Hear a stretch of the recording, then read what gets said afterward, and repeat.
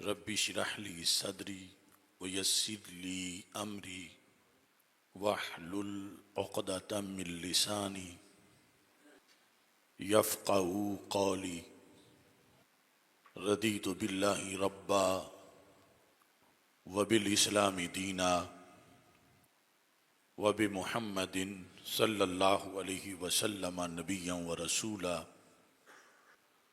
اللہ اکبر، اللہ اکبر، اللہ اکبر۔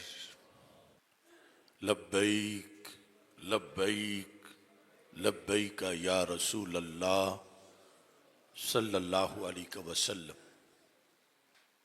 الحمد للہ رب العالمین والصلاة والسلام علی خاتم النبیین سید الرسل وخاتم المعصومین وعلی آلہ واصحابہ اجمعین۔ اما بعد فاعوذ باللہ من الشیطان الرجیم۔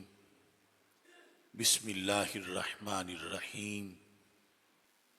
لقد رضی اللہ عن المؤمنین اذ یبایعونک تحت الشجرہ۔ صدق اللہ العظیم وصدق رسولہ النبی الکریم الامین۔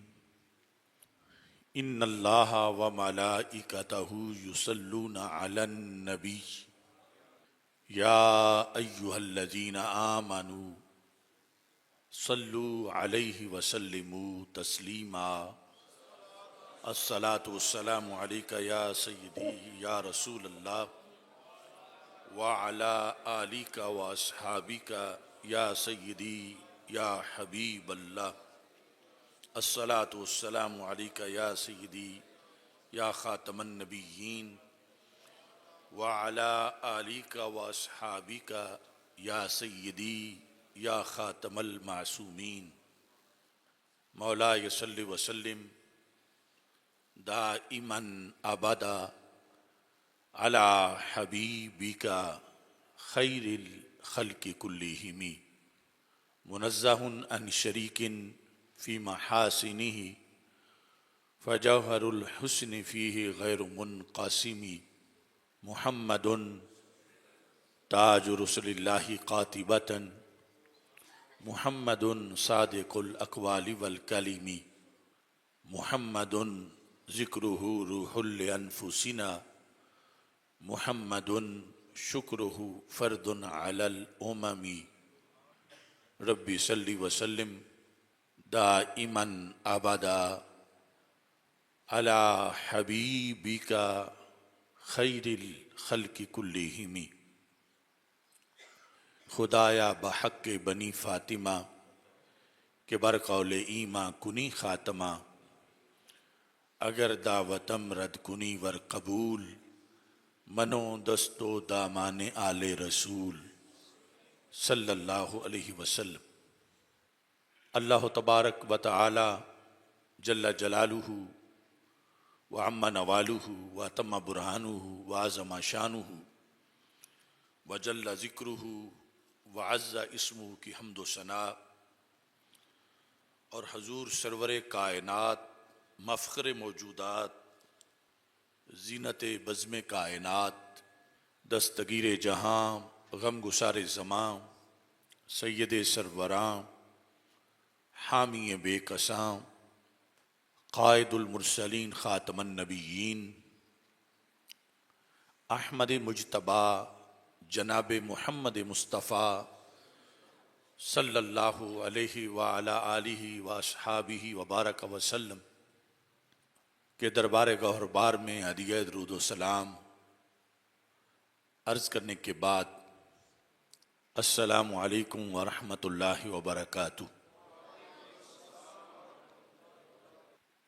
رب ذوالجلال کے فضل اور توفیق سے مرکز صراط مستقیم گوجرانوالا جامع مسجد رضا مجتبیٰ میں جمعۃ المبارک کے موقع پر بیعت رضوان کانفرنس کا انعقاد کیا جا رہا ہے۔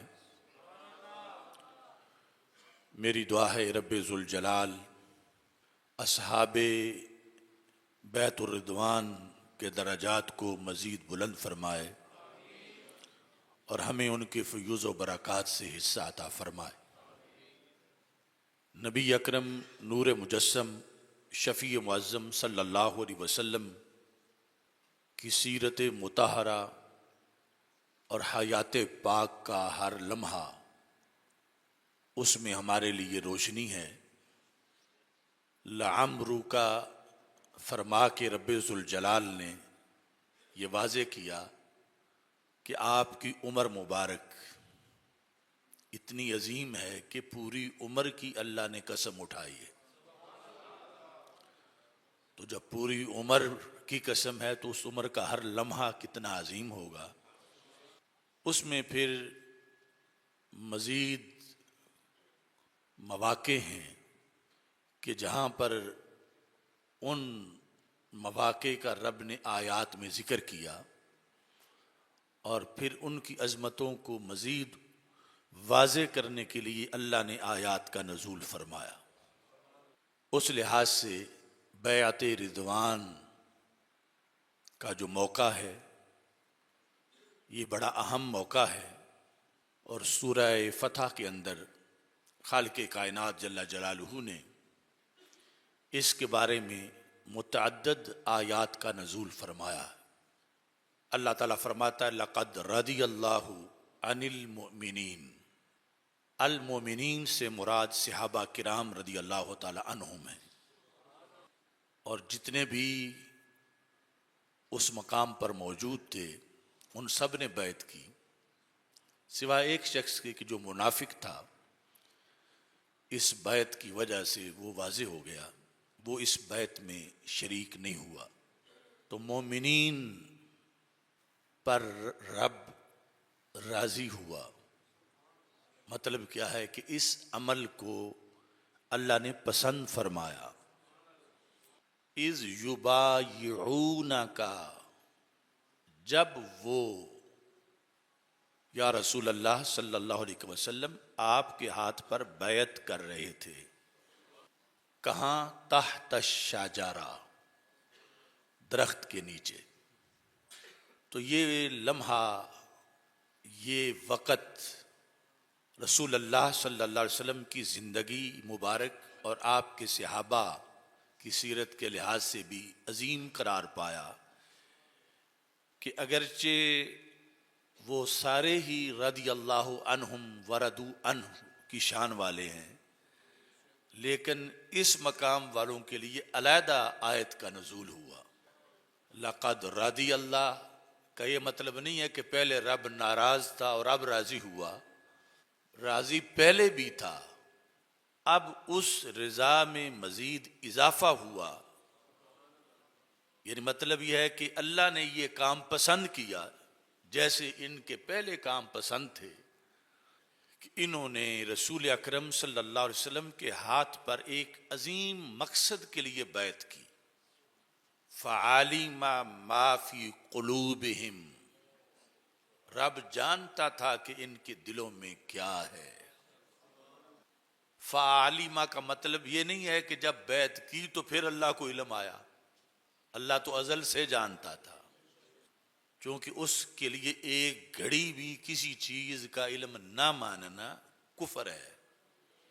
جو وہ ازل سے جانتا تھا وہ سامنے واقع میں آ گیا، اور اللہ تبارک و تعالی اس وقت بھی جان رہا تھا کہ یہ بیعت کرنے والے سارے سچے ہیں۔ ما فی قلوبہم، یعنی جو ان کے دلوں میں صدق ہے۔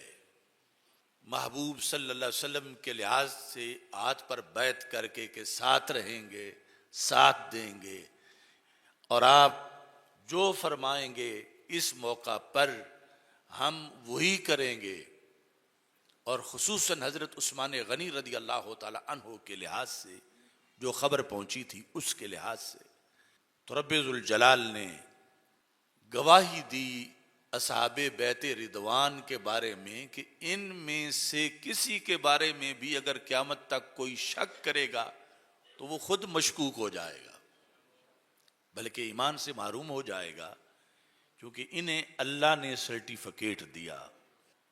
فعالم ما فی قلوبہم، رب نے جانا جو ازل سے جانتا تھا وہ اب ظاہر ہوا جو ان کے دلوں میں ہے، ما کہہ کے دلوں میں جو تقوی ہے، جو عشق رسول علیہ السلام ہے، جو خوف خدا ہے، جو صدق ہے، جو وفا ہے، وہ سب کچھ اللہ تعالیٰ نے بیان کر دیا۔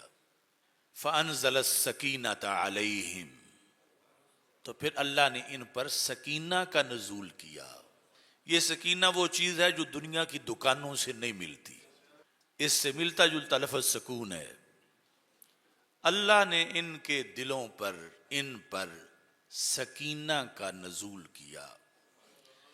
وَأَثَابَهُمْ فَتْحًا قَرِيبًا، اور اللہ نے پھر انہیں جلد فتح کا انعام بھی عطا فرمایا۔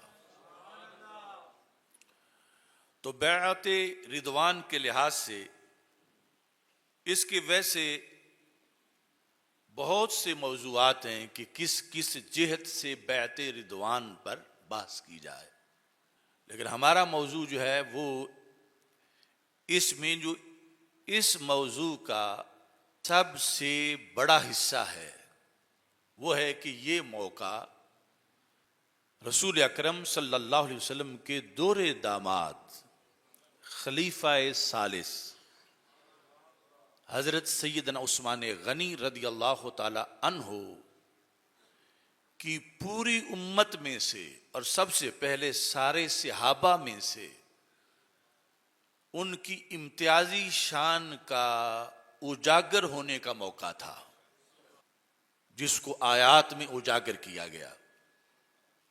تو نبی اکرم صلی اللہ علیہ وسلم کے فرامین کی روشنی میں اس آیت کی تفسیر اس وقت میں آپ کے سامنے پیش کرنا چاہتا ہوں، اس جہت سے ورنہ دامان باغباں سے کف گل فروش تک بکھرے پڑے ہیں سینکڑوں عنواں میرے لیے۔ تو اصل میں بخاری شریف میں ذکر ہے کہ حضرت عبداللہ بن عمر رضی اللہ تعالی عنہ ابھی زندہ تھے اور ایک فرقہ پیدا ہو چکا تھا جو صحابہ کرام رضی اللہ تعالی عنہ کو تبرہ کرتا تھا، یا ابھی اس وقت تو مطلب تنقید اور شک ڈالنا اس لیول پر تھا، اور اب وہ بہت زیادہ بڑھ چکا ہے اس گندگی میں۔ تو حج کا موقع تھا، مصر سے ایک بندہ آیا تھا اور حضرت عبداللہ بن عمر رضی اللہ تعالیٰ عنہ حرم شریف میں بیٹھے ہوئے تھے مکہ مکرمہ میں۔ یہ بخاری شریف کی حدیث نمبر 3699 میں ذکر ہے۔ تو اس نے لوگوں سے پوچھا کہ یہ بزرگ شخصیت ظاہر ہے کہ عمر کے لحاظ سے اس وقت حضرت عبداللہ بن عمر میں بھی بڑے تھے اور علم میں بھی سب سے بڑے تھے۔ تو اس نے لوگوں سے پوچھا کہ یہ کون ہستی ہے کہ جس کے ارد گرد لوگ بیٹھے ہیں؟ تو انہوں نے بتایا کہ یہ عبداللہ بن عمر رضی اللہ تعالیٰ عنہ۔ اس نے کہا میں نے کچھ مسئلے پوچھنے ہیں، تو لہذا اس نے آ کے آپ سے مسائل پوچھے، سوالات کیے۔ اس وقت میں صرف ایک سوال کا ذکر کر رہا ہوں اور اس پر اس کے رد عمل کا، اور پھر اس کے رد عمل پر ابن عمر رضی اللہ تعالیٰ عنہ کے رد عمل کا ذکر کرتا ہوں۔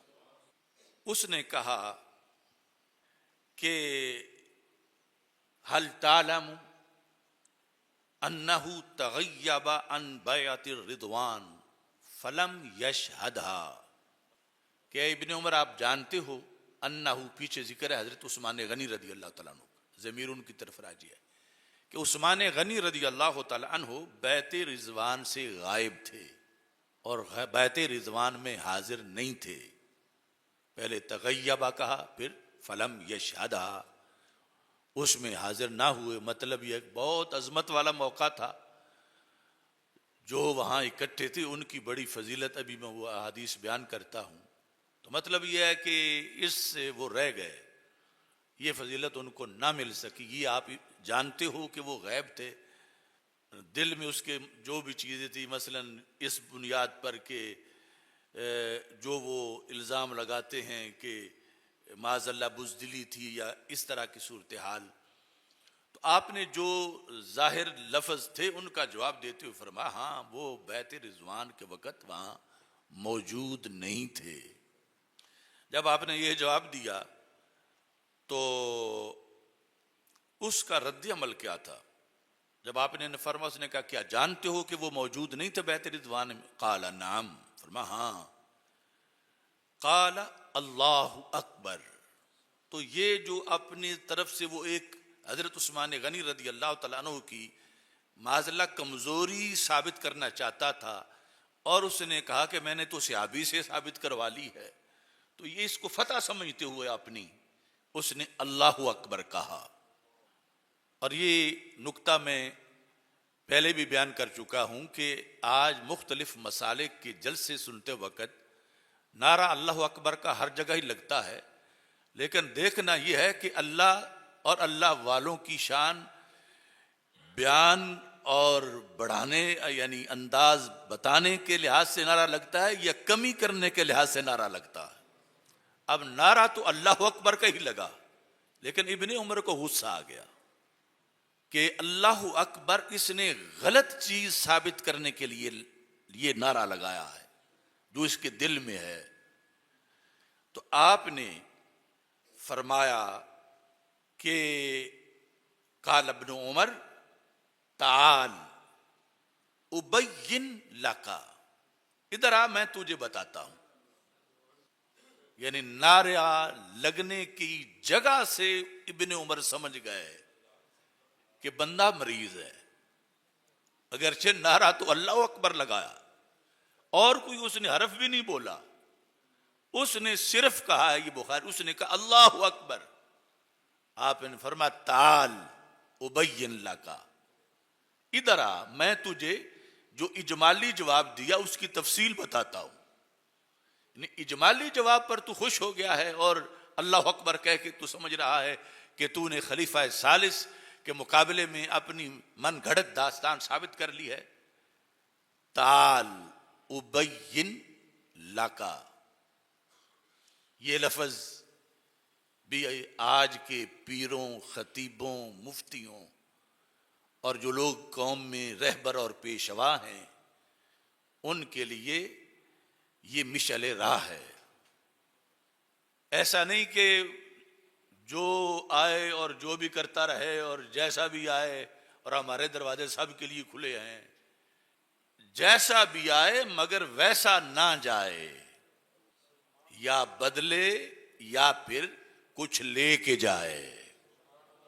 اب ابن عمر نے یہ نہیں کہا کہ میں نے تو سچا جواب دیا ہے، اب یہ جو کرتا کرتا، پھر اس نے حالانکہ کہا بھی اللہ اکبر ہی ہے۔ آپ نے فرمایا اب مجھ سے برداشت نہیں ہوتا کہ میں تجھے ایسے ہی جانے دوں، ادھر آ میں بتاتا ہوں وہ کیوں موجود نہیں تھے۔ موجود تو نہیں تھے، مگر موجود نہ ہونا ان کی عظمت ہے، یہ ان کا عیب نہیں ہے جو تو عیب سمجھ رہا ہے۔ موجود نہیں تھے، کہاں تھے؟ وہ وہاں تھے جہاں اس دن انہیں ہی بھیجا جا سکتا تھا، اور اس دن ان کی شان ہی سب پر واضح ہوئی تھی۔ اب اس بات کو پر یوں ہی پردہ ڈالا جاتا اور اس کو ہضم کر جاتے کہ اللہ کا گھر ہے، یہاں کیا بات کرنی ہے، جس کو آج لوگ فرقہ واریت کہہ رہے ہیں۔ حق چھپانا یہ سنت خداوندی نہیں ہے، حق بتانا سنت خداوندی ہے۔ کہتے کہ بندہ مسلمان بھی ہے، مصر سے حج کرنے آیا ہے اور اس نے بات پوچھی ہے اور میں نے جواب دیا، اب آگے وہ کہہ بھی اللہ اکبر رہا ہے، کوئی گالی نہیں دے رہا، لیکن انہوں نے واضح جو کیا، جو ان کا راستہ تھا اسی پہ آج بھی اللہ کے فضل سے ہم کاربند ہیں۔ اور یہ کوئی بدکاری نہیں، یہ سب سے بڑی نیکوکاری ہے۔ ہاں ٹھیک ہے، اس سے وہ روٹھ گیا ہوگا ابن عمر سے، مگر ابن عمر نے تو اپنا قیامت تک کے لیے اپنا حق ادا کر دیا۔ آپ نے فرمایا وَأَمَّا تَغَيُّبُهُ أَمْ بَيْعَةِ الرِّضْوَانِ، جہاں تک حضرت عثمان غنی رضی اللہ تعالی عنہ کا بیت رضوان میں نہ ہونا ہے جو تم پوچھ رہے تھے.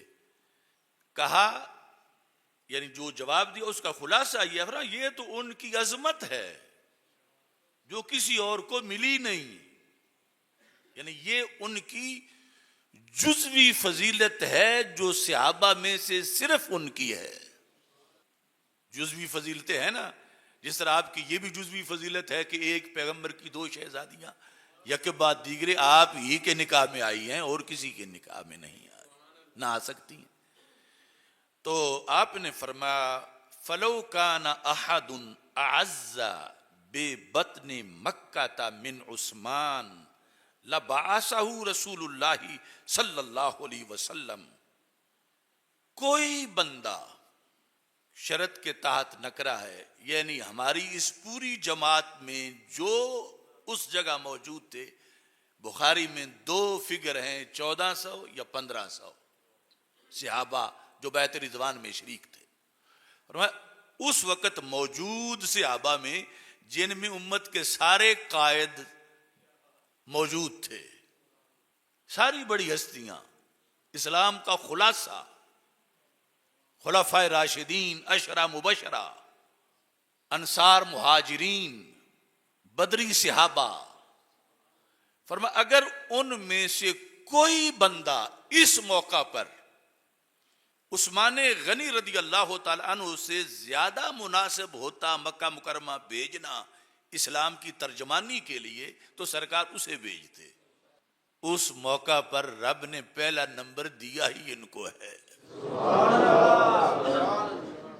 نگاہ رسول صلی اللہ علیہ وسلم میں لو کان احد اعز, عز اس میں تفضیل ہے, یعنی زیادہ روب والا, زیادہ غلبے والا, ببطن مکہ تھا, مکہ کی وادی میں, یعنی جس کے جانے کا مکہ والوں پر کوئی بوجھ ہو, بڑا بھار ہو کہ عثمان آیا ہے. اگر کوئی اور ہوتا حضرت عثمان غنی سے ہٹ کے فرما لباسہ ہو تو پھر سرکار اسے بھیجتے. اس دن حضرت عثمان کا پلہ بھاری تھا, اور وہ کوئی سیر سپاٹے پہ نہیں گئے ہوئے تو وہ اسلام کا بڑا فرض ادا کرنے گئے تھے, اور ادھر جانا کوئی آسان بات نہیں تھی. جن کے اتنے مرے ہوئے تھے بدر میں, احد میں, خندق میں, جن کی کمر ٹوٹی ہوئی تھی, ان سے جا کے بات کرنا. جو حضرت عثمان غنی سے پہلے ایک بندہ جو ویسے قاصد گیا تھا, اس کی اونٹنی کی انہوں نے ٹانگیں بھی کاٹ دی تھیں, اسے بھی قتل کرنے کا ارادہ کیا تھا. اور احابیش جو کہ مکہ کے سرداروں کے اتحادی تھے, انہیں اس بندے کو بچایا. اب ادھر جانا بڑا دل گردے کا کام تھا, اکیلے جا کے اس بھڑکتے ماحول میں اسلام کی ترجمانی کے لیے. یہ نہیں کہ وہاں جا کے منہ میں گھونگھٹ ڈال لیں, وہاں جا کے اعلان للکار کے ساتھ اسلام کی ترجمانی کرنی ہے. اس بھڑکتے ماحول کے خطبے کے لیے جس دلیر خطیب کو سرکار نے چنا اسے عثمان غنی کہا جاتا ہے. اور پھر ان کے وہاں جانے کے بعد پیچھے بیعت میں جو فضیلت ملی وہ اس سے علیحدہ ہے. اب یہاں میں صرف ابھی اس حضرت عبداللہ بن عمر رضی اللہ تعالی عنہ کا یہ جو انہوں نے جواب دیا اس رافضی کو کہ ان کا نہ ہونا اس لیے نہیں تھا کہ وہ کہیں گھر چھپ کے بیٹھے ہوئے تھے. سارے یہاں ابھی مکہ سے کچھ دور تھے, وہ اکیلا مکہ مکرمہ میں گئے اور بھیجا اللہ کے رسول علیہ السلام نے.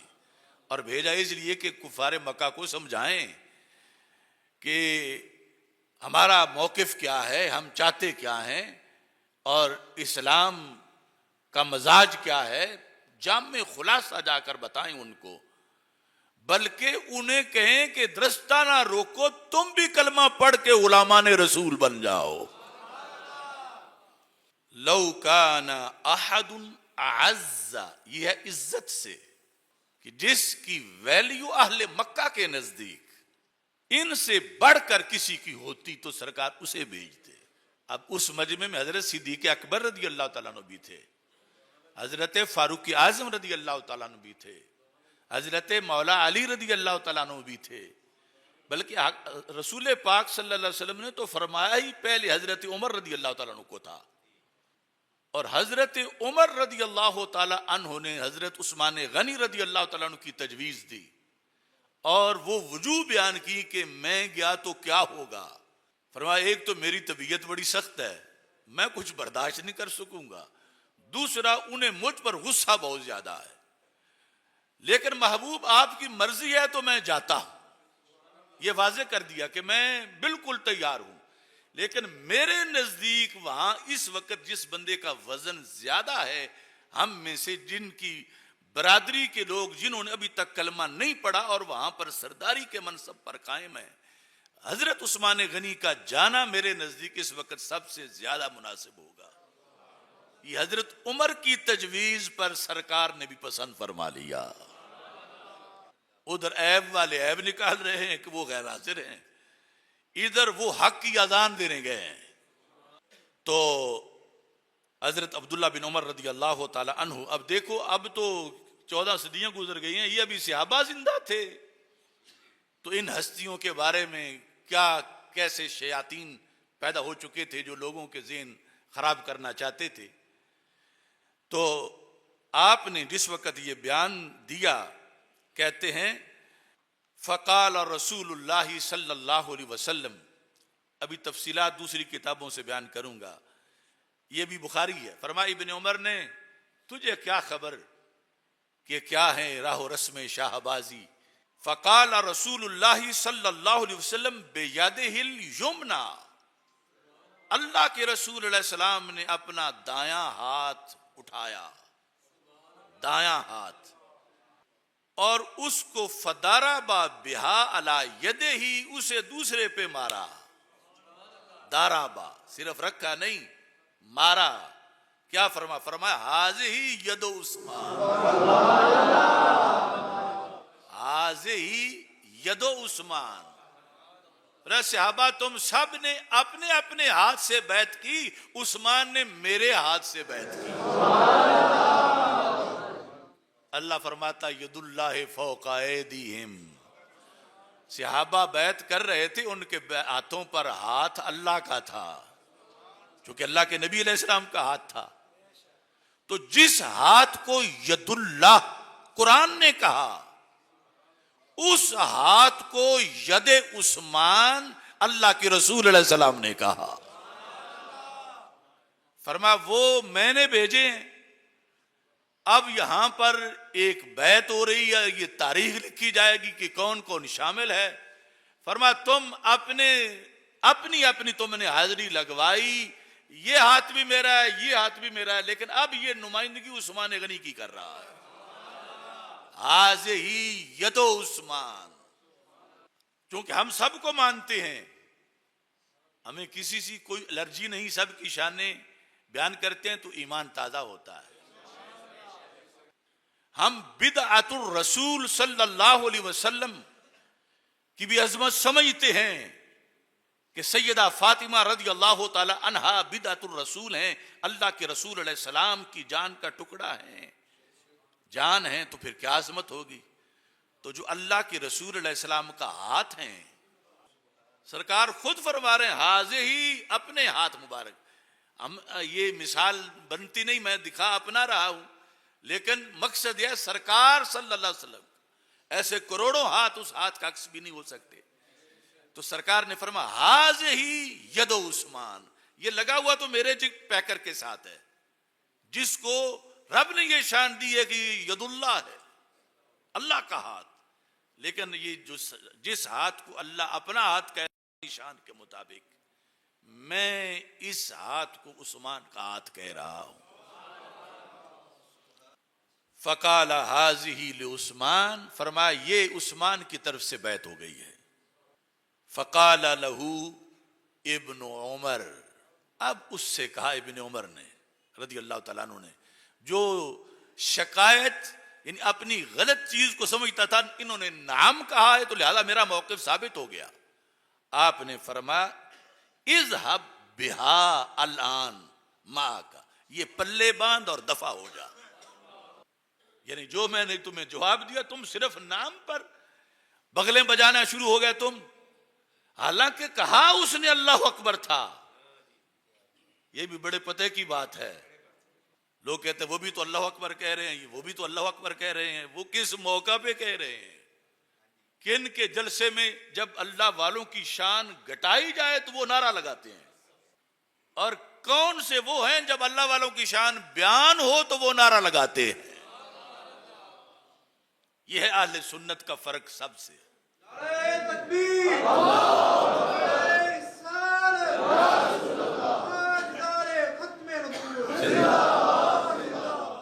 روافض سے، خوارج سے، نواسب سے جو اسلام سے باہر ہیں وہ تو ویسے باہر ہیں۔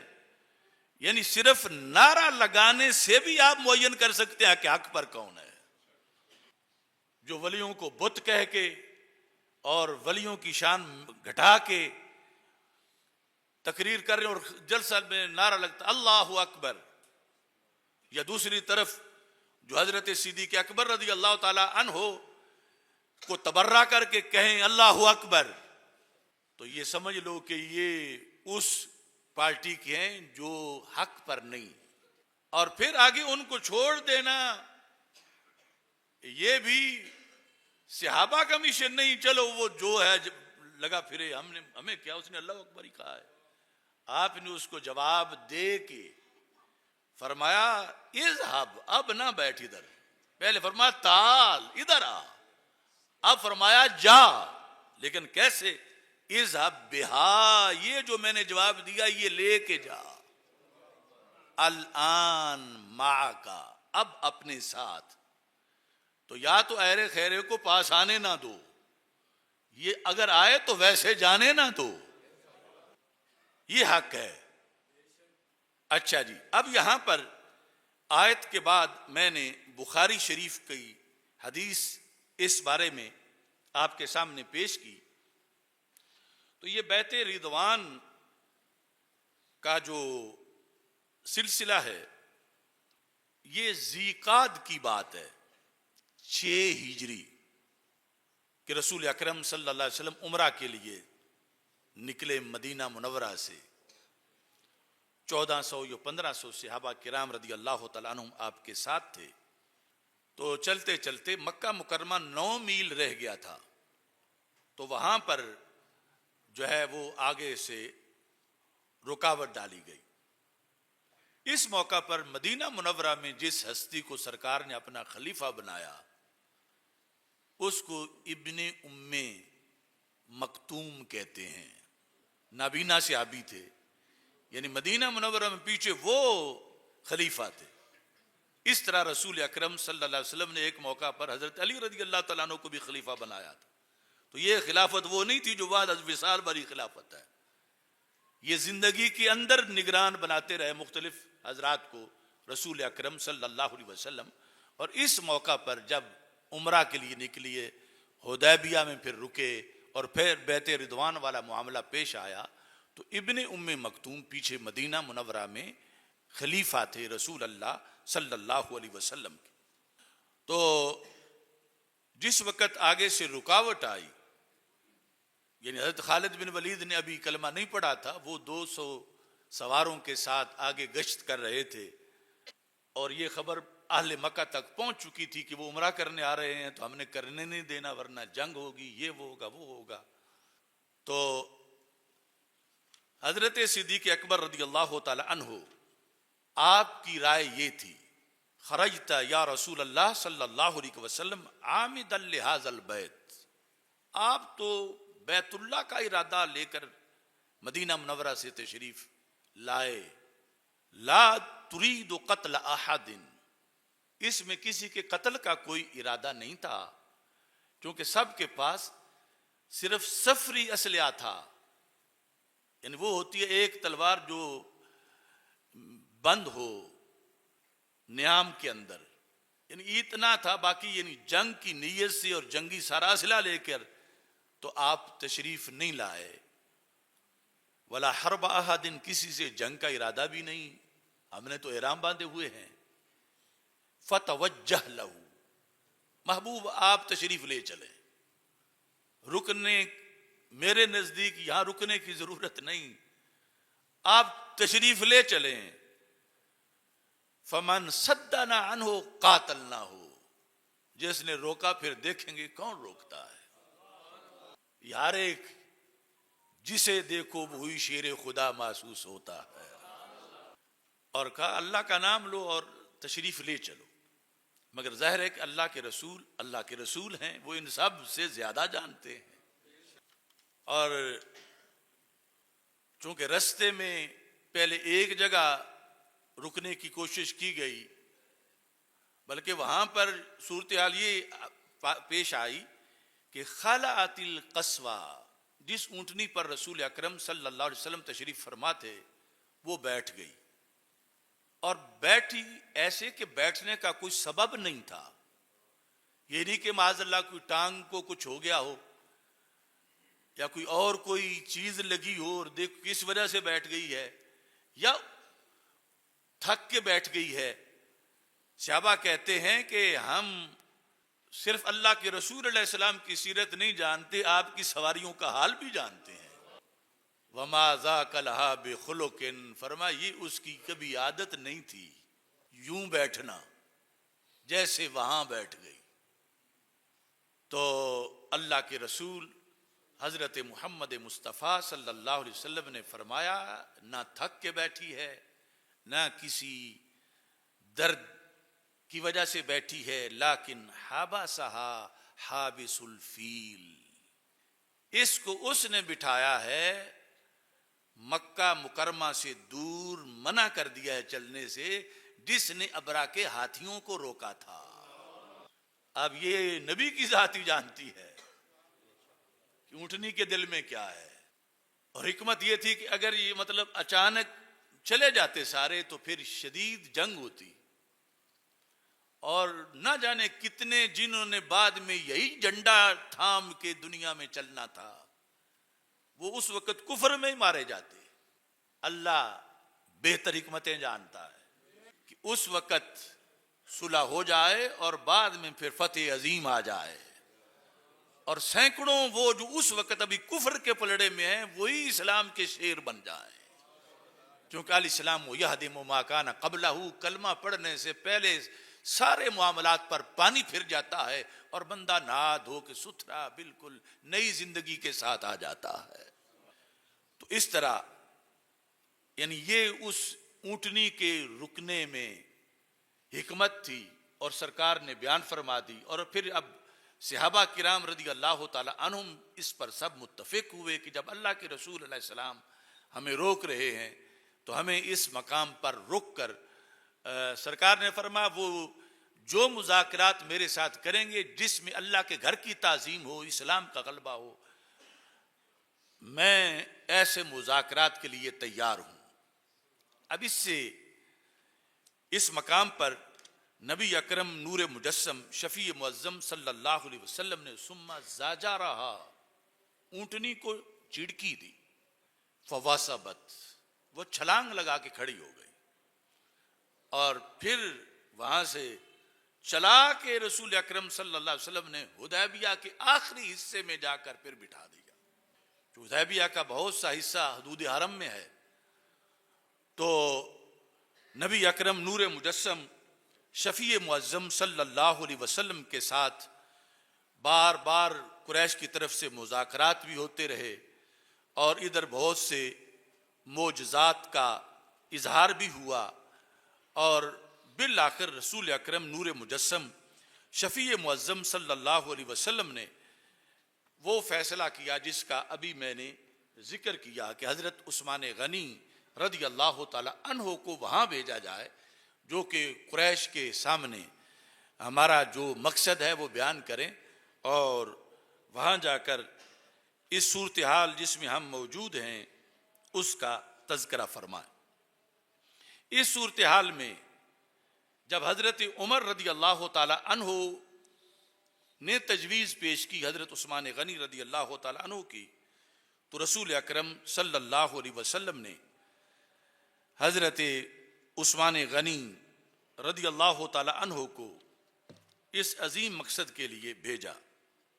حضرت عثمان غنی رضی اللہ تعالیٰ عنہ نے کوئی باڈی گارڈ نہیں مانگا، کوئی دستہ ساتھ نہیں مانگا، تنے تنہا مکہ مکرمہ میں اسلام کا جھنڈا لہرانے، جب ابھی وہاں پر قبضہ مشرکین کا تھا، یہ سعادت صرف حضرت عثمان غنی رضی اللہ تعالیٰ عنہ کو ملی۔ جب آپ گئے فمر علیہ ببلدخ، تو مکہ مکرمہ کی مضافاتی یا آبادی یعنی شہر کے بالکل ساتھ حصہ بلکہ بلدہ، آپ وہاں سے یعنی بالکل جیسے کوئی رکاوٹ ہی نہیں ہوتی، سیدھا جا رہے تھے آگے۔ فقالوا این تريد، تو مشرکین نے روکا، فرمایا کہاں جا رہے ہو؟ فقال بعثنی رسول اللہ صلی اللہ علیہ وسلم، مجھے اللہ کے رسول علیہ السلام نے بھیجا ہے۔ کدھر بھیجا ہے؟ الیکم، تمہاری طرف۔ کیوں بھیجا ہے؟ کوئی منت ترلا کرنے نہیں بھیجا، بھیجا ہے لأدعوکم الی الاسلام، کہ میں تمہیں دعوت اسلام دینے آیا ہوں کہ کلمہ پڑھ لو، مسلمان ہو جاؤ۔ اب ماحول دیکھیں، ایک طرف وہ جنگ کو تیار ہیں اور جانے والا اتنا مطمئن ہے، اور سرکار صلی اللہ علیہ وسلم بھیجنے والے ہیں، وہ کہتے ہیں میں تم جنگ چھوڑو، کلمہ پڑھو۔ انی لادعوکم الی الاسلام والی اللہ جل ثناؤہ، میں تمہیں اللہ کی طرف بلانے آیا ہوں اور اسلام کی طرف بلانے آیا ہوں۔ وتدخلون فی الدین کافہ، اور تم سارے کے سارے دین میں داخل ہو جاؤ۔ کیوں؟ فرمایا تمہیں پتہ نہیں، تم ابھی اور خیالوں میں ہو کہ شاید کہیں تمہارا غلبہ ہو جائے گا، تم جیت جاؤ گے، تم پھیل جاؤ گے، تم بڑھ جاؤ گے۔ فرمایا نہیں، ان اللہ تعالی مظہر دینہ، یہ غلط فہمی نکال دو، میں تمہیں بتاتا ہوں کہ اللہ نے اس دین اسلام کو غالب کر کے ہی چھوڑنا ہے۔ تم اپنی اکڑ چھوڑو، اللہ اپنے دین کو ظاہر کرنے والا ہے۔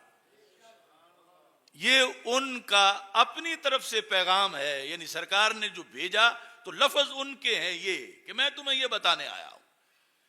تمہارے کچھ سبز باغ تم نے اور دیکھے ہوئے ہیں لوگوں کی باتیں سن سن کے کہ تم معاذ اللہ کہیں جیت جاؤ گے یا غالب آ جاؤ گے، ایسا کچھ نہیں ہوگا۔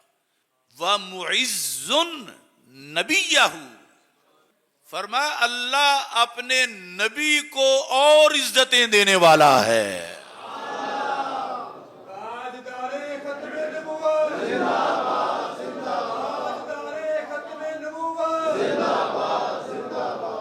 معزن، عزت دینے والا، کس کو؟ نبیہ، اللہ اپنے نبی علیہ السلام کو عزت دینے والا ہے، اور مراد یہاں ہے غلبہ دینے والا ہے۔ واللہ عزیز، اللہ غلبے والا ہے۔ اللہ اپنے نبی علیہ السلام کو تم پر غلبہ دینے والا ہے۔ اچھی بات ہے، تم ویسے ہی کلمہ پڑھو اور صحابی بن جاؤ۔ یعنی جو ارد گرد سارے تلواریں نیزے بھالے لے کے کھڑے ہیں کہ یہ بندہ آ کیوں گیا ہے، وہ کسی کو طواف نہیں کرنے دیتے تھے، بالخصوص اپنے جو پرانے ان کے دوست تھے انصار میں سے حالت کفر میں، وہ بھی اسلام جب لائے تو ان میں سے کوئی طواف کرنے آیا، انہوں نے اس کو بھی روکا، کہا چونکہ تم نے ہمارے دشمنوں کو پناہ دے رکھی ہے، اب تم طواف نہیں کر سکتے۔ اتنا غلبہ تھا اور اس قدر کی سختی تھی، اور اکیلے حضرت عثمان غنی رضی اللہ تعالی عنہ ان میں گھرے ہوئے ہیں، لیکن بات وہ کر رہے ہیں جو اللہ کے نبی علیہ السلام نے فرمائی ہے۔ اس کے بعد آپ ادھر مذاکرات میں مصروف تھے، اور نتیجہ یہ نکلا کہ انہوں نے کہا کہ عثمان اب ہم تمہیں بھی نہیں جانے دیں گے، تم یہاں سے نہیں جا سکتے۔ یعنی اگرچہ برادری کے بندے تھے مگر تھے کافر، اور اسلام میں برادری چلتی نہیں ہے۔ جب نظریہ یا تو یہ ہوتے کہ یہ اپنے نظریے سے کچھ ہٹے ہوئے ہوتے تو پھر برادری کہتی ہے اچھا ہو گیا آ گئے ہو، یہ پوری امت کا جو قیامت تک کا اسلام ہے اس کے اکیلے ترجمان اس دن مکہ مکرمہ میں کھڑے ہیں، اور کوئی لچک نہیں دے رہے، بلکہ بھرپور طریقے سے وہاں پر اللہ کے رسول علیہ السلام کی نمائندگی کر رہے ہیں۔ یہ جب ادھر موجود تھے تو پیچھے حدیبیہ میں کیا باتیں ہو رہی تھی؟ قال المسلمون وهم بالحدیبیہ تھے، صحابہ نے کہا اس حالت میں کہ وہ حدیبیہ میں موجود تھے، کہنے لگے ہنی عثمان، عثمان کی تو موجیں بن گئیں، خالوص عثمان من بیننا الی البیت، ہم سارے یہاں بیٹھے ہوئے ہیں، وہ اکیلے بیت اللہ کے پاس پہنچ گئے ہیں، کتنی قسمت والے ہیں، ہم نہیں جا سکے، اکیلا ہم میں سے وہ حضرت عثمان غنی رضی اللہ تعالی عنہ چلے گئے ہیں، فطافا بھی، تو انہوں نے تو اب طواف بھی کر لیا ہوگا، اور ہم حسرت رکھتے ہیں کہ کتنے سال پہلے ہجرت کی تھی اور اب 6 ہجری ہے، طواف کے لیے جانا تھا، ہم ادھر رکے ہوئے ہیں، اور عثمان تو نے طواف بھی کر لیا ہوگا جا کے۔ فقال رسول اللہ صلی اللہ علیہ وسلم ما اظنہ طاف بالبیت ونحن محصورون، فرمایا صحابہ میرا دل نہیں مانتا کہ میرے بغیر میرا عثمان جو ہے وہ بیت اللہ کا طواف کر لے، حالانکہ کرنا تو طواف ہی تھا نا، اور قریش نے اجازت دی کہ چلو تم آ گئے ہو طواف تم کر لو، اس کی ہم اجازت دیتے ہیں، لیکن ان کو اجازت نہیں اور نہ تمہیں جانے دیں گے۔ تو حضرت عثمان غنی رضی اللہ تعالیٰ عنہ نے جو جواب دیا وہ بھی میں آگے بتاتا ہوں۔ اب یہاں پر یہ بات پیچھے یعنی صحابہ قریش کا آ رہا ہے کہ عثمان غنی جو ہیں وہ تو طواف بھی کر چکے ہوں گے، لیکن اللہ کے رسول علیہ السلام نے فرمایا کہ نہیں، بلکہ ایک حدیث شریف یہ ہے، یہ مزے کی بات ہے، یہ فرقہ واریت نہیں، ہم اہل سنت ہیں، تو کیا سرکار کو کتنا پتا تھا حدیبیہ میں بیٹھے ہوئے مکہ مکرمہ میں حضرت عثمان غنی کے دل کا؟ فرمانے لگے لو ماکاسا قضا و قضا سنتن ما طاف حتی اطوفا، فرمایا اگر اتنے سال، 5 سال 10 سال، جتنے سال بھی ان کو مشرکین وہاں روک کے رکھیں اور طواف کا کہیں، فرمایا اتنے سال گزر جائیں گے میں طواف نہیں کروں گا تو عثمان بھی طواف نہیں کرے گا۔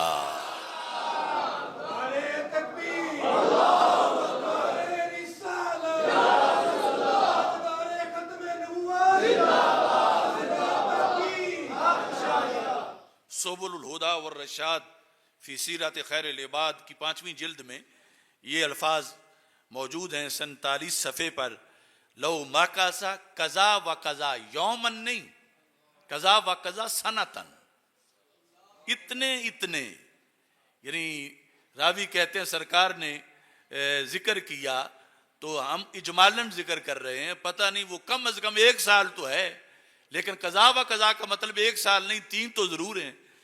فرمایا وہ اگر عثمان اتنے سال بھی وہاں ان کو روکا جائے اور وہ وہاں رہیں تو پھر فرمایا کہ ما طافا حتی اطوفا، وہ طواف نہیں کریں گے جب تک کہ میں طواف نہیں کروں گا۔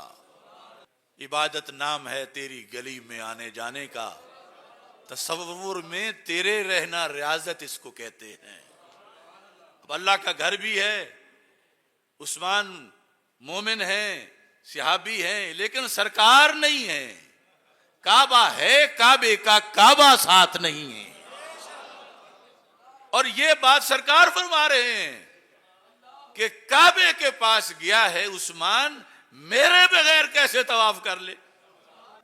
یہ ہے وہ توحید جس پر اہل سنت قائم ہے۔ آج یو آؤ شہنشاہ کا روضہ دیکھو، کعبہ تو دیکھ چکے، اب کعبے کا کعبہ دیکھو۔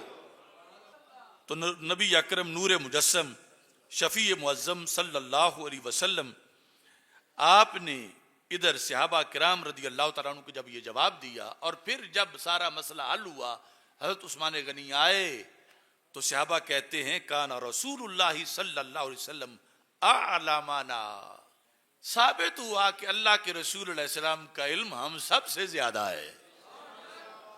ہم سمجھ رہے تھے کہ عثمان غنی طواف ہم میں سے بعض کہ ان کی تو موج ہے، وہ تو طواف کر چکے ہوں گے، لیکن اللہ کے رسول علیہ الصلوۃ والسلام نے جو خبر دی وہ خبر ہی بالکل صحیح ثابت ہوئی۔ اب جس وقت ادھر حضرت عثمان غنی رضی اللہ تعالی عنہ محبوس ہو گئے، یعنی انہوں نے روک دیا، اپنی کسٹڈی میں لے لیا یا حراست میں لے لیا یا قید میں ڈال دیا۔ یہ البدایہ والنہایہ میں ہے کہ وہ تبست ہو قریش اندہا، قریش نے حضرت عثمان غنی رضی اللہ تعالی عنہ کو اپنے ہاں بند کر دیا۔ یہ 4 جلد ہے البدایہ والنہایہ کی، 556 صفحے پر۔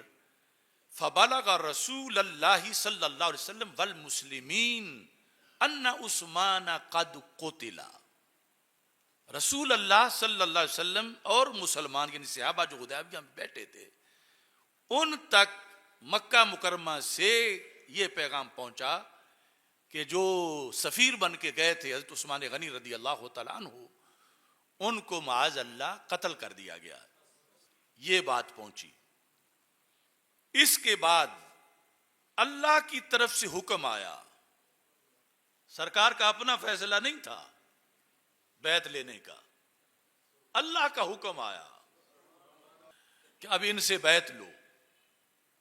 یعنی مطلب یہ تھا کہ یہ تو پھر مذاق ہوگا کہ کوئی بندہ جب چاہے تو ہمارے کسی سپاہی کو روک لے اور کسی شخصیت کو اور ہم چھوڑ کے چلے جائیں، چلو ایک بندہ ہی ہے کوئی بات نہیں۔ یعنی یہ اسلام اپنا مزاج سکھا رہا تھا کہ ایک بندہ بھی بڑا قیمتی ہے، اور پھر تو یہ تو ویسے ہی بہت قیمتی انسان تھے۔ تو میرے آقا صلی اللہ علیہ وسلم نے اعلان کیا سارے آ جاؤ میرے ہاتھ پہ بیعت کرو کہ ہم نہیں جائیں گے یہاں سے جب تک کہ حضرت عثمان غنی رضی اللہ تعالی عنہ کو ہم حاصل نہ کر لیں اور اپنا عہد پورا نہ کر لیں۔ تو رسول اکرم صلی اللہ علیہ وسلم کے ہاتھ پر اس لحاظ سے بیعت کی گئی، اور یہاں بھی بہقی کی روایت میں ہے فَضَرَبَ بِإِحْدَى يَدَيْهِ عَلَى الْأُخْرَى فَكَانَتْ يَدُ رَسُولِ اللَّهِ صلی اللہ علیہ وسلم لِعُثْمَانَ خَيْرًا مِّنْ أَيْدِيهِمْ لِأَنفُسِهِمْ، ہر بندے کا ہاتھ اس کی نمائندگی کر رہا تھا۔ حضرت صدیق اکبر رضی اللہ تعالیٰ عنہ کا ہاتھ ان کی نمائندگی کر رہا تھا، حضرت مولا علی رضی اللہ تعالیٰ عنہ کا ہاتھ ان کی نمائندگی کر رہا تھا، مگر راوی کہتے ہیں حضرت عثمان غنی کی نمائندگی جس ہاتھ نے کی وہ سارے ہاتھوں سے افضل تھا۔ خیرم من ایدیہم لانفسہم، سارے بیعت کرنے والوں کے ہاتھوں سے حضرت عثمان غنی کی لحاظ سے جس ہاتھ نے بیعت کی وہ سب سے افضل ہاتھ تھا۔ اور یہ وہ موقع تھا کہ میرے آقا صلی اللہ علیہ وسلم نے بعد میں بھی فرمایا، مسلم میں بھی ہے، سنن نبی داؤد دیگر کتابوں میں بھی ہے، فرما لا يدخل النار احد بایا تحت الشجرہ، وہ کیکر کے درخت کے نیچے جس نے بھی بیعت کی، میرے آقا علیہ السلام نے فرمایا ان میں سے کوئی بھی دوزخ نہیں جائے گا۔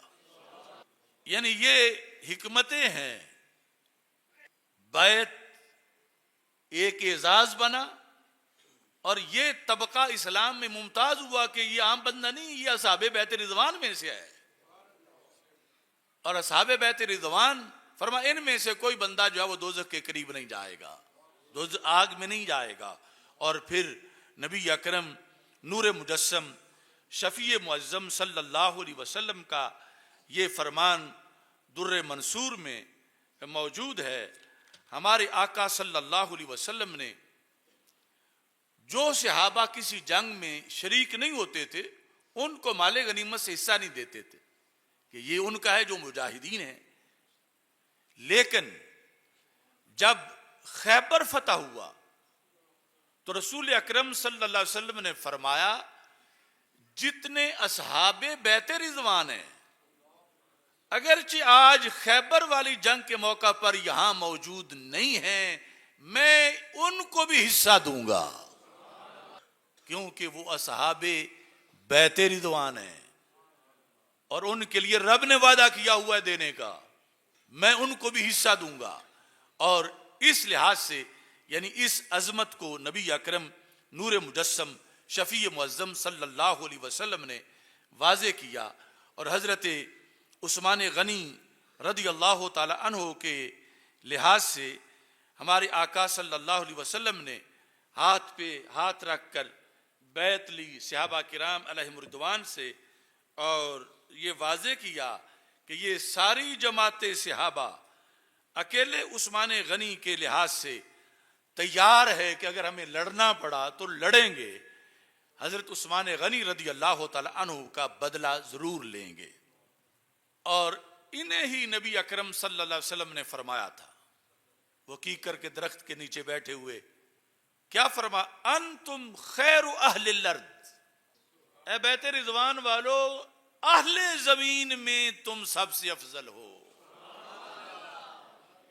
عظمتیں کاشانوں میں اور سونے کے محلات میں نہیں بٹتی، بٹنے لگے تو کیکر کے درخت کے نیچے بٹ جاتی ہے، کیونکہ رسولوں کے سلطان بیٹھے ہیں اور پاس ان کے صحابہ بیٹھے ہیں اور عہد و پیمان کر رہے ہیں۔ تو میرے آقا صلی اللہ علیہ وسلم نے فرمایا آج میں نے فکس کر دیا، میں آخری نبی ہوں، اگر پوچھا جائے گا کہ اہل ارض میں سے سب سے افضل کون لوگ ہیں تو میری امت بتائے وہ ہیں جنہوں نے کیکر کے درخت کے نیچے اللہ کے نبی علیہ السلام پر حضرت عثمان کی خاطر بیعت کر لی تھی۔ اب ان صحابہ کی آج نفی کی جا رہی ہے کہ انہوں نے کیا کچھ نہیں، انہوں نے دیا کچھ نہیں، ان کے نام سڑکوں پہ لکھ کر اوپر پاؤں رکھے جا رہے ہیں، ان صحابہ کو نماز میں گالیاں دی جا رہی ہیں نام نہاد لوگوں کی طرف سے، اور ان صحابہ کے لحاظ سے لوگ ایسا کریں اور ہم خاموش ہو جائیں تو ہمارا ایمان کیسے بچے؟ ان کو رسول اکرم صلی اللہ علیہ وسلم نے اہل ارض قرار دیا اور فرمایا کہ جب اللہ نے کہا لقد رضی اللہ، فرمایا قیامت تک اب ان کا کوئی عمل انہیں نقصان نہیں دے سکتا۔ انہی میں سے حضرت عثمان غنی رضی اللہ تعالیٰ عنہ ہیں کہ جن کے لیے یہ سب کچھ کیا گیا، اور رسول اللہ صلی اللہ علیہ وسلم نے بیعت بھی لی، اور ایک منافق اس بیعت میں شریک نہ ہوا، باقی ہمارے آقا صلی اللہ علیہ وسلم نے بیعت لے کر بیت رضوان کی حقیقت اور اس کی عظمت اور قرآن مجید میں جو اس کے لحاظ سے اللہ کا فرمان ہے اس کے مطالب کو ہمارے آقا صلی اللہ علیہ وسلم نے واضح فرما دیا۔ اب ایک عام سوال ہے، میں اس کا ذکر کر کے بات ختم کرتا ہوں، کیونکہ آج نیا فتنہ یعنی نیا دور ہے اور کئی پلمبر بھی ممبر بن کے بیٹھے ہیں ممبروں پر، یہ کہ جب حضرت عثمان غنی رضی اللہ تعالیٰ عنہ شہید نہیں ہوئے تھے تو ادھر بیعت کیوں لی جا رہی تھی؟ تم تو کہتے ہو اللہ کے رسول علیہ السلام کو سارا پتہ ہوتا ہے، وہ تو شہید نہیں ہوئے تھے، اور ادھر اس بات پر بیعت ہو رہی تھی کہ عثمان کے لیے لڑنا پڑا تو لڑیں گے، بھاگیں گے نہیں۔ ایک صحابی سے جب پوچھا گیا تم نے سرکار صلی اللہ علیہ وسلم سے اس وقت بیعت کرتے ہوئے کس چیز پر بیعت کی تھی؟ انہوں نے کہا میں نے کہا تھا اے اللہ کے رسول یہ میرا ہاتھ ہے، میری نیت کیا ہے؟ فرمایا محبوب جو تمہارے دل میں ہے میں اس پر ہی بیعت کر رہا ہوں، جو تمہارے دل میں ہے کہ میں کیا کروں، میں جان دوں، آخری چیز جان ہی ہے تو میں جان دینے سے بھی نہیں بھاگوں گا۔ یعنی بعض نے موت پر بیعت کی اور سب نے یعنی اللہ کے حکم کے مطابق جو سرکار نے چاہا اس پر بیعت کی، اور اس پر یہ کہ وہ کام ہوا ہی نہیں تھا اور ادھر بیعت لی جا رہی تھی۔ یہ اب دوسرا ٹولہ ہے جنہوں نے ترازو پکڑے ہوئے اللہ کے رسول علیہ السلام کے علم کو تولنے کے لیے، یہاں وہ بغلے بجانا شروع ہو جاتے ہیں، دیکھو جی تم کہتے ہو ان کو پتا ہے، اور وہ ادھر جو ہے وہ عثمان غنی تو شہید ہی نہیں ہوئے تھے اور ادھر بیعت لی جا رہی تھی۔ تو میں کہتا ہوں تھوڑا سا سوچو، اگر اس وجہ سے اللہ کے رسول علیہ السلام کی علم کا انکار ہے تو اللہ کا تو پہلے علم کا انکار ہو جائے۔ کیوں قرآن میں لقد رضی اللہ عن المؤمنین اذ یبایعونک تحت الشجرہ، صحابہ نے میرے نبی چونکہ بیعت کی ہے یہ اس مقصد کے لیے تو اللہ راضی ہو گیا ہے اور اللہ نے اس کو پسند کیا ہے۔ تو جس مقصد کے لیے بیعت کی جا رہی ہے وہ تو کام ہو ہی کوئی نہیں، تو کیا اللہ کو بھی معلوم نہیں تھا؟ یعنی بظاہر تو ہوا نا کہ ایک صرف فارمیلٹی تھی، تو کیا اللہ بھی بے خبر تھا کہ وہ تو شہید ہی کوئی نہیں ہوئے تو یہ بیعت لیتے پھر رہے ہیں معاذ اللہ ان کے لب و لہجے میں؟ تو اس سے تو پہلے اللہ کے علم کا انکار ہوگا کہ بیعت کا کوئی مقصد ہی نہیں تھا، اور ادھر بیعت کے بارے میں جنت دی جا رہی ہے کہ جن جن بیعت کی وہ جنتی ہیں، اللہ نے آیات نازل کر دی ہیں۔ تو مقصد کیا تھا؟ حکمت تھی کہ جو خبر آئی ہے صحابہ کے سامنے اس کے مطابق صحابہ کی وفا کی آزمائش ہو جائے، منافق ہٹ جائے، اور یہ واضح ہو جائے کہ اس مقام کا شرف کتنا ہے بیعت کرنے کا، قطع نظر اس کے کہ ضرورت پڑے گی یا نہیں، لیکن ان کی تو آزمائش اور یہ جو وفا کے پیکر ہیں پڑے گی ضرورت تو دیں گے ہم لہو کا تیل چراغوں میں جلانے کے لیے۔ ہر وقت جو کہتے ہیں محبوب ہم آپ کے آگے پیچھے ہر طرف اپنی جانیں دیں گے، تو ایک ریکارڈ بنے، ان کو انعام ملے، اس بنیاد پر اس خبر کا پوسٹ مارٹم کیے بغیر اللہ کی مرضی کے مطابق، اللہ کے حکم کے مطابق میرے محبوب علیہ السلام نے قیامت تک کے لیے عظمت کا ایک باب رقم کیا اور بیعت لی، اور اس بیعت کا روب اتنا طاری ہوا، ان کتب میں لکھا ہے جب خبر مکہ مکرمہ پہنچی انہوں نے فوراً حضرت عثمان غنی کو چھوڑا قبل اس کے کہ وہ آ جائیں، عثمان تم جاؤ، یہ اس کا فائدہ ہوا۔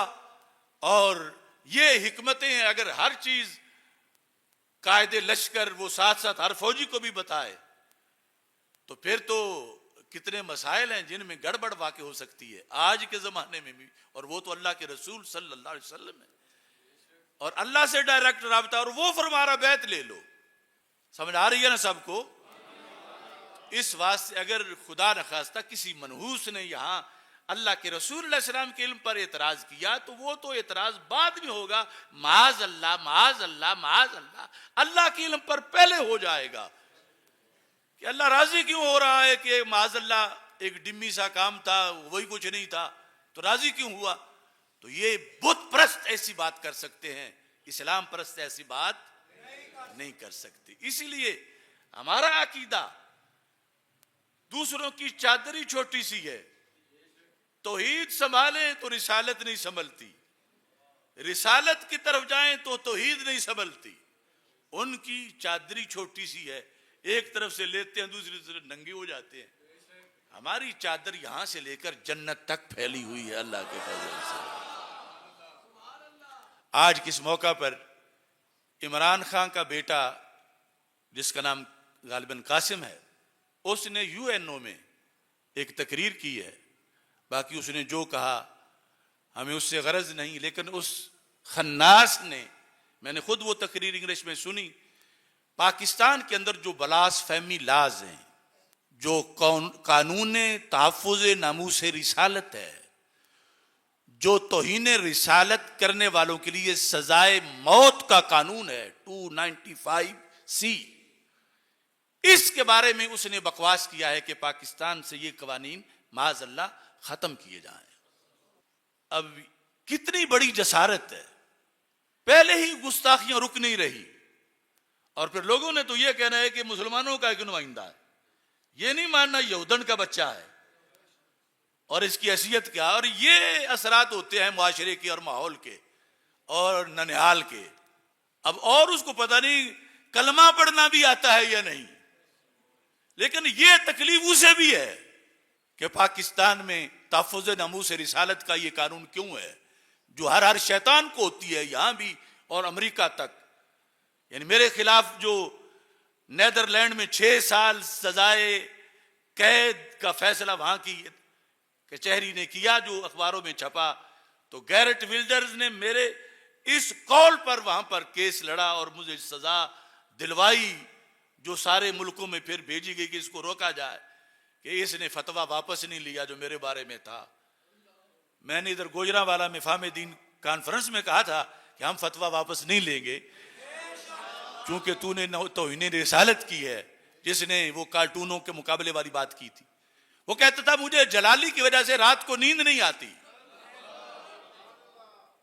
تو میں تو ہماری تو کوئی حیثیت نہیں ہے اب, لیکن ہم جس دین, جس مشن, جس نظریے پر قائم ہیں اس پر بڑے بڑے سورماؤں کے پتے پانی ہو جاتے ہیں. لہذا UN سن لے, امریکہ سن لے, اور پاکستان کے ادارے ویسے سن رہے ہیں. 295C ہماری ریڈ لائن ہے, بلکہ کروڑوں ریڈ لائن اس پہ قربان ہیں. اور یہ قانون جب تک ہم ہیں, ہماری سانس میں سانس ہے, یہ ملک بنا ہی ناموس رسالت کے لیے ہے, اور اس لیے اس میں ہمیشہ انشاءاللہ یہ قانون موجود رہے گا اور گستاخوں کے لیے یہ زمین تنگ رہے گی. اللہ تعالی ہم سب کا حامی و ناصر ہو. وآخر دعوایا ان الحمد للہ رب العالمین.